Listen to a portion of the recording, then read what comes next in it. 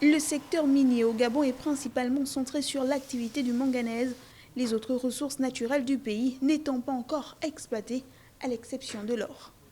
Le secteur représente aujourd'hui 6% du PIB, 6% des exportations du pays et 3% environ de l'emploi privé.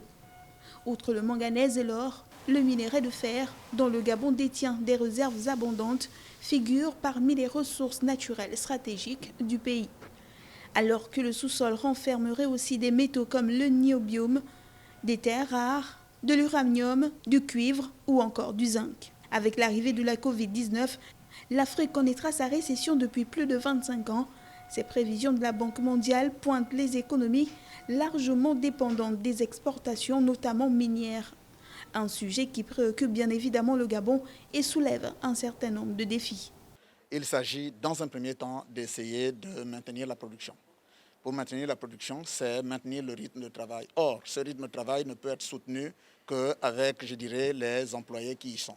Pour autant, nous savons que cela nécessite désormais que nous regardions, que nous freinions, que nous distancions les possibilités, n'est-ce pas, de rencontres entre différents employés.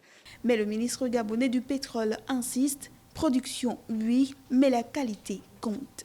Dans le secteur qui est le nôtre, il n'est pas forcément simplement que de volume.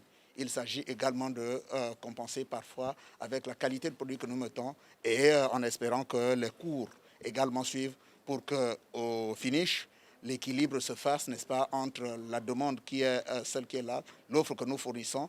Rappelons que le Gabon a adopté un nouveau code minier récemment dans le but de clarifier les règles de l'exploitation minière et de donner un cadre plus stable aux investisseurs.